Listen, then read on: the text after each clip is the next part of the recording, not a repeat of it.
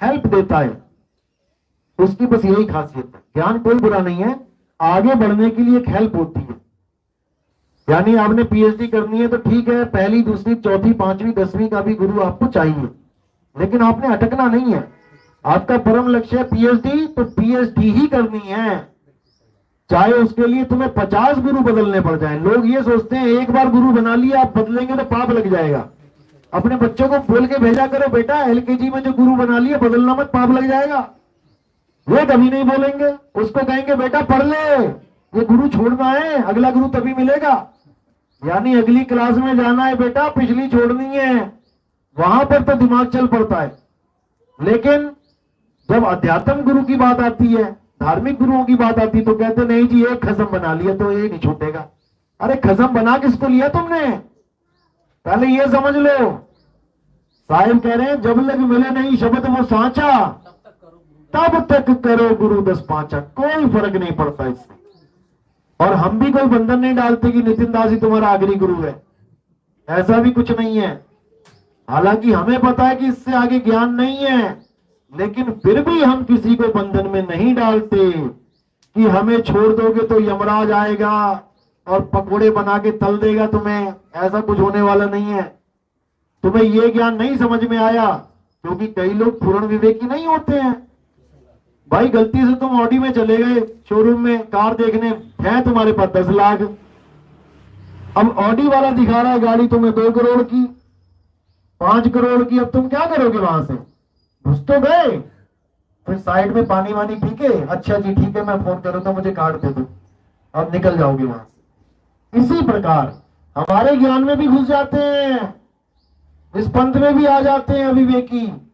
ये देखने देखे तो सही है क्या, अब विवेक है नहीं इतना तो उसकी कदर कर पाए। छोटे से बच्चे को हीरा दे दो, 2 साल के बच्चे को कोहिनूर हीरा दे दो, तो वो क्या करेगा, फुटबॉल बना के खेलेगा उसकी। और जब उसका मन भर जाएगा तो कहां पड़ा होगा, होगा कहीं साइड में किसी कूड़े के ढेर पे। तो उसकी कीमत कम हो गई क्या हीरे की, हीरे की कीमत कम नहीं होती। जो ये ज्ञान है इसकी कीमत कभी कम नहीं होती, चाहे इसको सारी छोड़ के चले जाएं। कबीर साहब ने 64 लाख शिष्य बनाए थे, कितने छोड़ के गए थे, 2 को छोड़ के सारे चले गए। इसका मतलब तो ये हो गया अरे कबीर साहब का भी ज्ञान फेल हो गया, वो चेले छोड़ के चले गए, ऐसा नहीं है। बहुत बहुत विवेक चाहिए इस ज्ञान के लिए, इतना विवेक चाहिए कि तुम्हारे दिमाग के पर्दे खुल जाएंगे सारे। तुम कहोगे बाप रे बाप ये हो क्या रहा है, ऐसा हाल हो जाएगा। अगर सत्संग तुम लगातार दिन रात, किसने सुने सत्संग, हाथ खड़ा करो जिसमें दिन रात बस घूम घूम के चक्की वही चल रही है, बस यही है वो जिनको अब कोई भरमा नहीं सकता, क्योंकि दिन रात समझ लिया। अब कौन समझाएगा आगे, जब सब कुछ समझ ही लिया अब कौन समझाएगा। समझ जो नहीं पाया वो भ्रमित हो जाएगा। आदि नाम हम भाग सुनाया और मूर्ख जीव समझ नहीं पाया। सारा खेल समझ का है। तुम अपनी समझ से ही या तो मुक्ति प्राप्त करते हो या गर्भ में जाते हो, अपनी समझ से। अगर तुमने गलत ज्ञान पकड़ लिया तो समझ लो कि तुमने गर्भ में जाना ही जाना, और तुमने अपनी समझ से सब कुछ छोड़ दिया तो तुमने मुक्त होने से कोई नहीं रोक सकता। और मुक्ति का नाम क्या है, मुक्ति का नाम है सब कुछ छोड़ देना, तभी तो मुक्त होगे।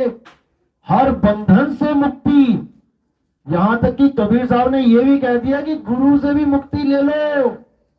गुरु से ज्ञान मिल गया ठीक है, अब अकेले जाओ। एक डाल पे पंछी बैठे, एक गुरु एक चेला। गुरु की करनी गुरु भरेगा, चेले की करनी चेला। तू उड़ जा हंस अकेला। दो क्यों नहीं बोले वहां पे, दो इसलिए नहीं बोले क्योंकि 2 ही बंधन है, द्वैत ही बंधन है। 2 हंस जा रहे थे, एक पीछे रह गया, दूसरा क्या कहता है, यार मुझे भी पीछे जाना पड़ेगा, मुझे उसको देखना पड़ेगा। अब अकेले का मतलब है तुम्हें ज्ञान हो दे दिया गुरुजी ने कि भाई तैरना सिखा दिया, अब गुरु तुम्हारे पीछे पीछे घूमेगा या तुम गुरु के आगे पीछे घूमोगे। कभी भी किसी ने तुम्हें पानी में धक्का दे दिया तो तुम अकेले ही खुद को तार लो। किसी को साहिब ने बोला तू ऊर्जा हंस अकेला किसी बंधन में मत पड़। गुरु से ज्ञान ले, ठीक है, आदरणीय है, सब कुछ है, लेकिन तू बंधन में मत पड़ कि तुझे गुरु मुक्त कराएगा। बिल्कुल नहीं। रहे एकांत एक मन वसिया, आशा माह निरासु, अगम अगोचर दीख दिखावे, नानक ताकर दासू। ये है खेल। अकेले होना है, द्वैत में नहीं पड़ना है, लेकिन किसी को समझ में ही नहीं आ रहा। लोग सोच रहे हैं अकेले कैसे जाएंगे। अरे अकेले ही जाओगे, दो तो जा ही नहीं सकते, अकेले ही जाना है। चलो चरणामत के लिए थाली लाओ।